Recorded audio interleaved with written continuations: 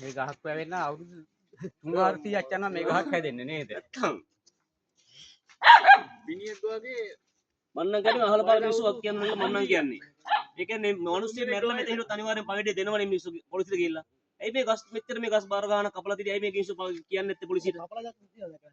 ඒකනේ අපිට දිවස් නෑනේ මේ ගංගවල් ගානේ බලන්න අපිට දිවස් නෑනේ මල්ලි. මේ මලගෙදර ගාවේ මේ කතාව නිසා මෙතන මේ විශ්තිලා ආවේ. අපිත් මේ මලගෙදරට අපිට නිසා. අනිත් එක දැන් මෙතන මේ සීමාව විතරනේ කපලා තියෙන්නේ වෙන කොහෙවත් කපලා ඔව්. එතෙන් හරි ඔයාගේ සීමාව විතරයි කපලා. ඔයා දැක්කම නැද්ද ඔක කපන? මහත්තයා මම ගන්නේ ඔතන ගියා මහත්තයා. ඊට පස්සේ මේක පොල්ට එන්නේ නෑ මං මතු අඩුනාම විතරයි මං එන්නේ. හරිද? ඒ ඇවිල්ලා පිටිය බ්‍රාස් දෙන්න ආවා. බ්‍රාස් බැලම මේ තොරකට ඇවිල්ලා බලලා ගියා. බලලා ගියාට පස්සේ මේ මම තිකුරාදා ඊට පස්සේ වැඩ කරා. තිකුරාදා වැඩ කරලා තිකුරාදා හවස මම දැක්කා. එතන ගියා මං දැක්කා. ඊට පස්සේ දැක්කට පස්සේ මං තිකුරාදා කරන් දෙයක් නෑනේ මං ඊට පස්සේ මං කොමෙන්ට් එක දාලා බූවිලා කරලා ලූටි කරලා බලලා තිකුරාදා අප්ඩේට් කරා. අන් හෙට උදේ ගිහලා ලූටි කරලා ඒක ගන්න වල කිසිම දෙයක් නෑ.